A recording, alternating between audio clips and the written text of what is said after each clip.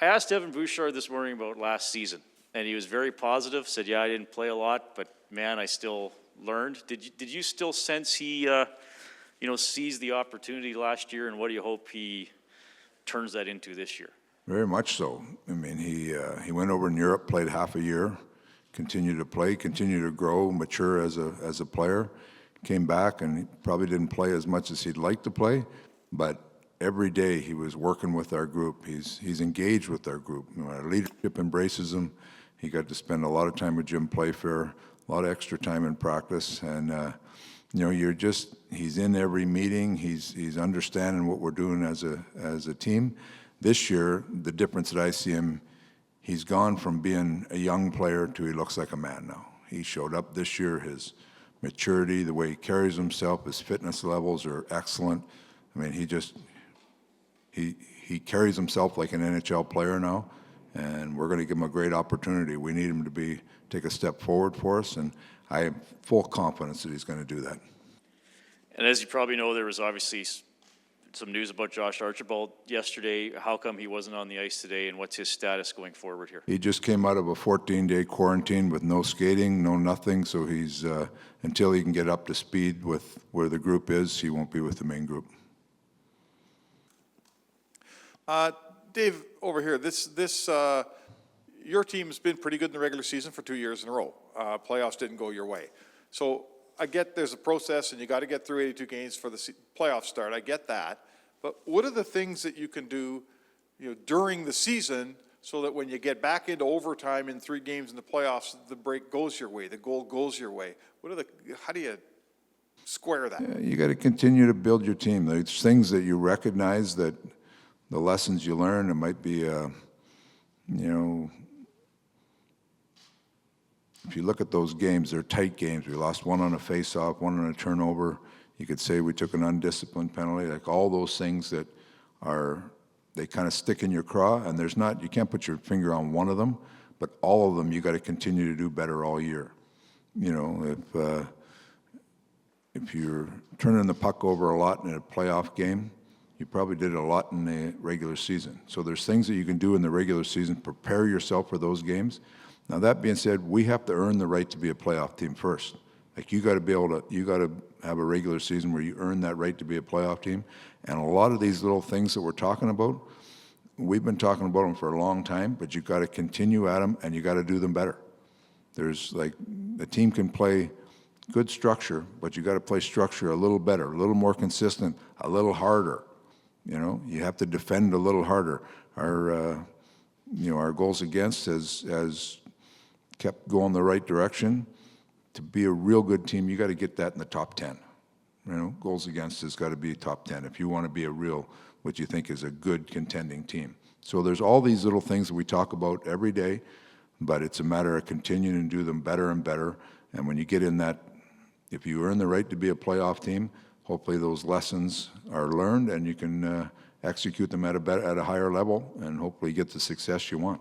You've got some guys, Nugent Hopkins signed on long-term, Darnell Nurse long-term, Hyman comes in here for a long time.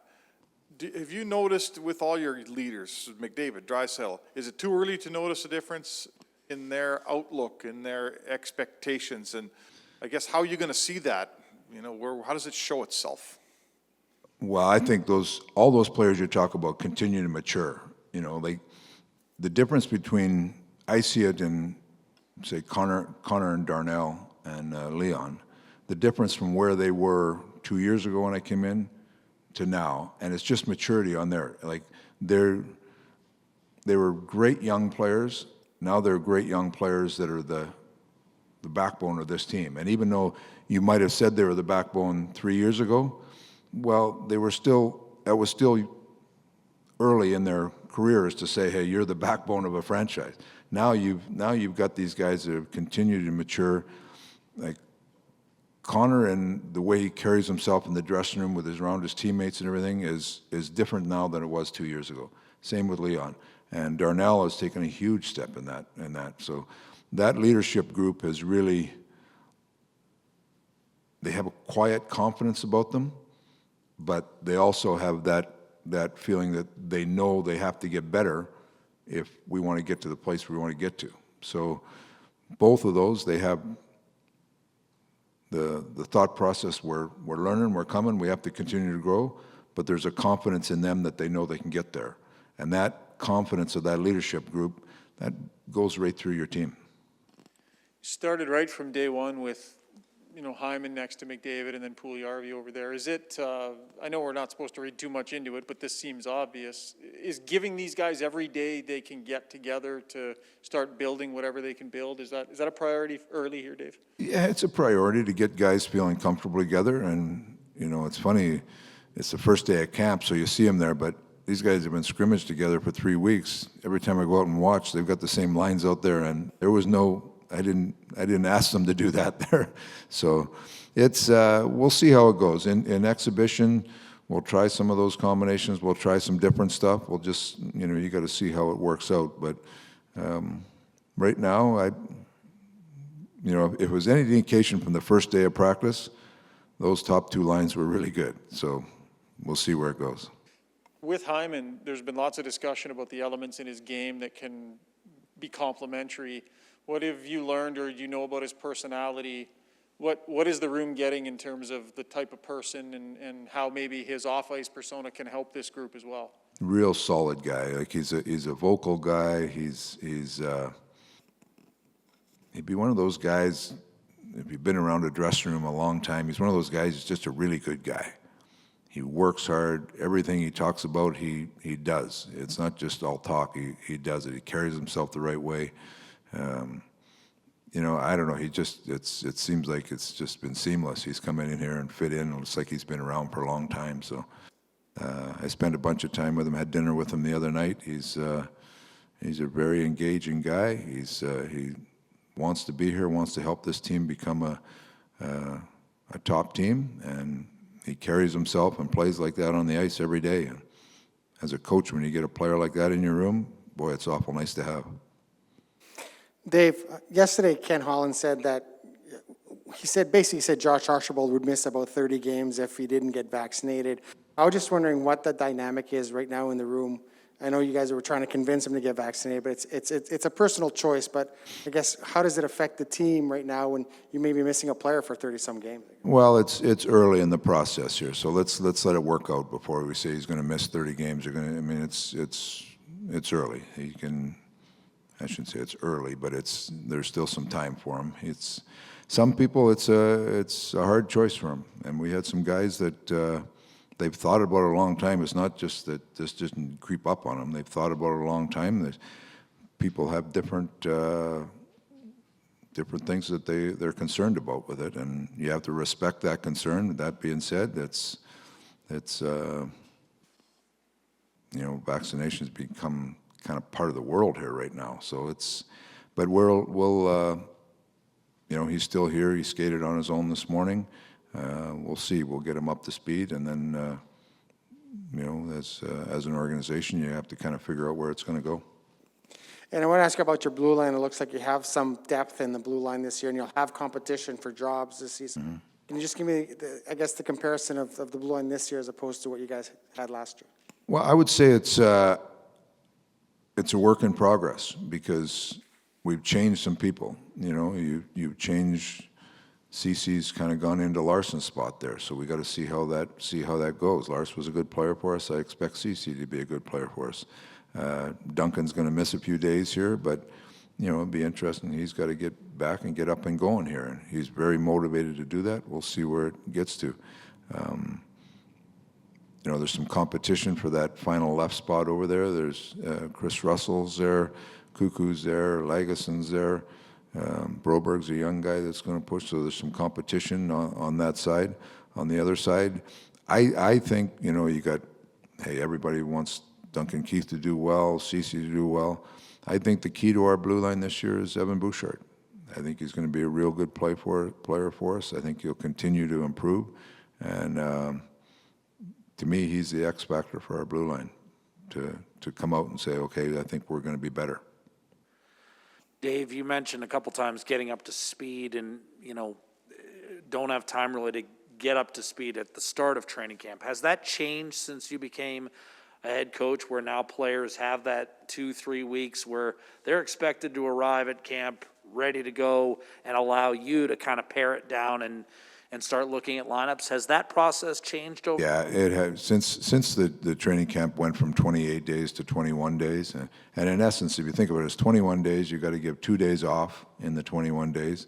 This year we have 8 exhibition games, so now you're down to 11 days of practice, and you have the first 3 days, you got 55 players out there, right? So it's your days to get things up and going, or you got to maximize those now.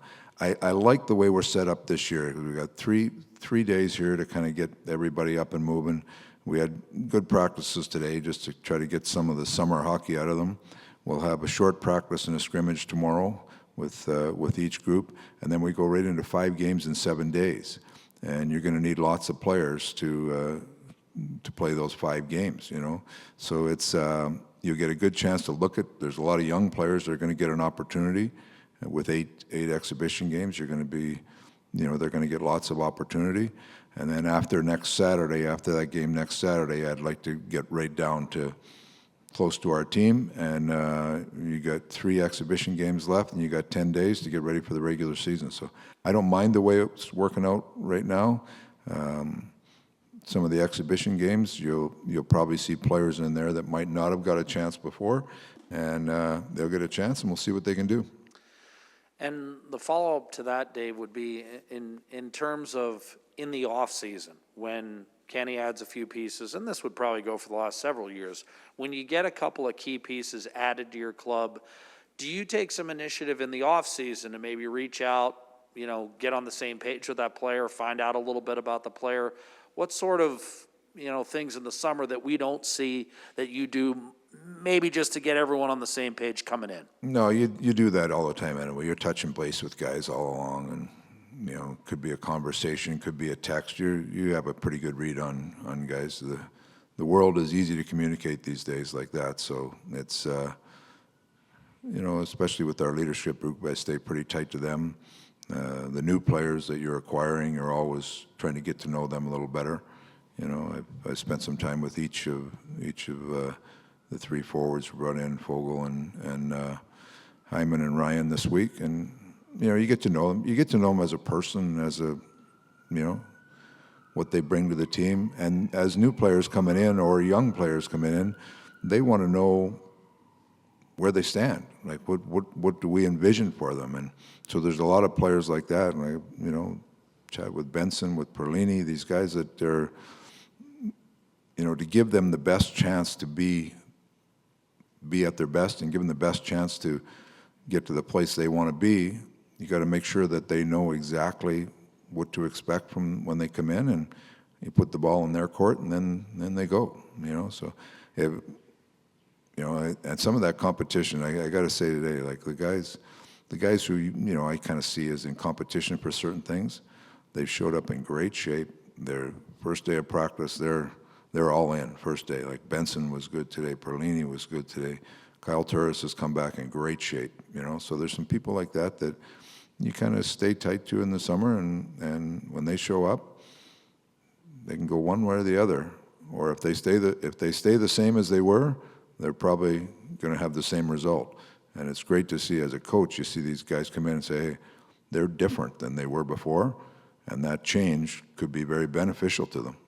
So we'll see. Hi, Dave.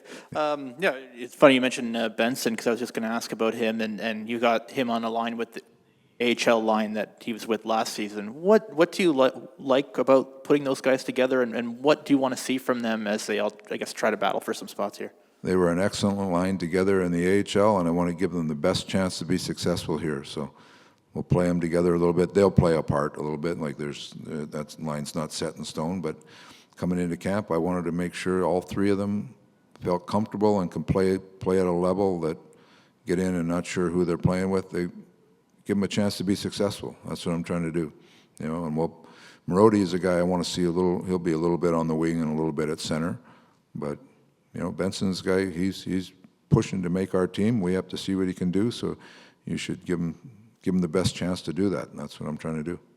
And with Bouchard, to touch back on him, and Zach Hyman for that matter, it looked like they were kind of battling in drills and stuff. Is that a good indicator for a guy like Bouchard trying to make him a name for himself in his league, that he's going to have to go up against forwards like that are really competitive? You know what the good indicator is if you saw that today, like that line is, you got Connor McDavid, arguably the best player in the world. You got two power forwards who are very, very good power forwards.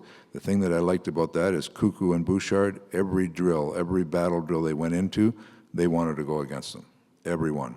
And if I'm Bouch, a young player like that, hey, might as well go against the best, right? So it speaks volumes about them, you know. And Bouch did well today, so that's a good sign. Hi, Dave. Your goaltending held up pretty well for you last season, but it almost seems like once again they're in a kind of a they have to prove people wrong situation. Are you kind of in a wait-and-see attitude with your goalies? I mean, Mike Smith is a physical specimen, but he can't defy time forever, right? You know what? As a coach, you expect them to be good. Koski, I chatted with him a little bit. He's a real motivated guy. He didn't have it was kind of a weird year for him. I mean, Schmidt gets hurt early, and all of a sudden Koski plays 10 or 11 in a row.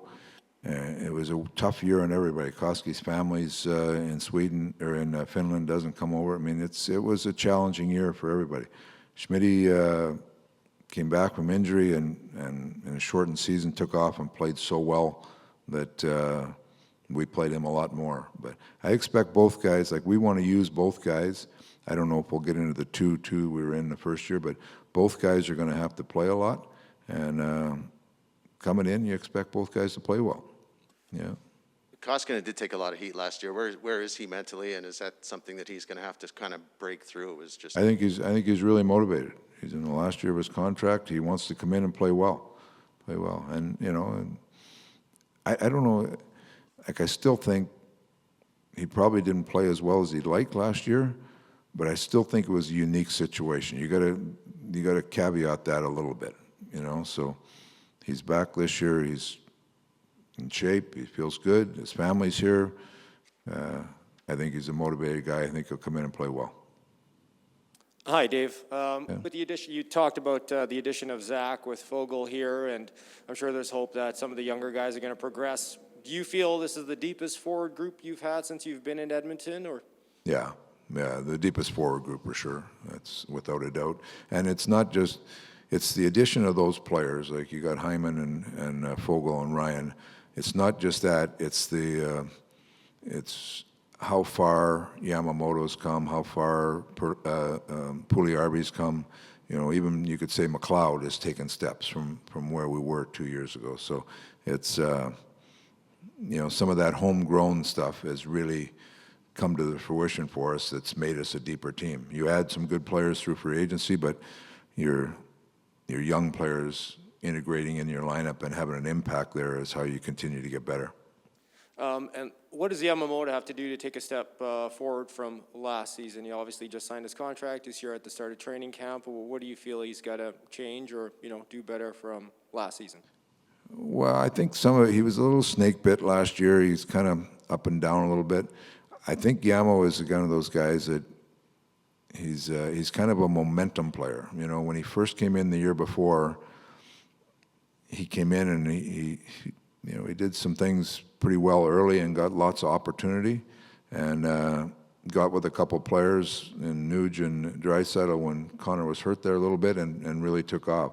And so he set a new standard for himself. Last year when he got in a little bit of a drought scoring, that you know, if we had just called him up and he was like that, we'd think he's an all right, you know, he's playing all right. But by his standards, he wants to be better than that. And so I expect him to have a bounce back year.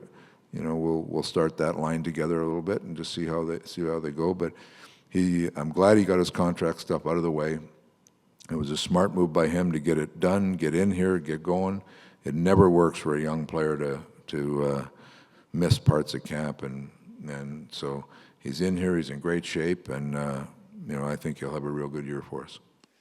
Dave was watching the end of that first session, and you had them running the wind sprints, and it's just notable with Connor in a drill like that, the separation that he can kind of get there over everybody else. It just impressive that he, not looking to show anybody up, but it's just how fast he is and the condition he's. That's just Connor being Connor. But, you know, in the next group, Nursey was just the same, you know, so it's, but I don't know, Connor skates, he's effortless skater, so those wind sprints are, I think he kind of enjoys them. Probably more than other people. All right, thanks, guys.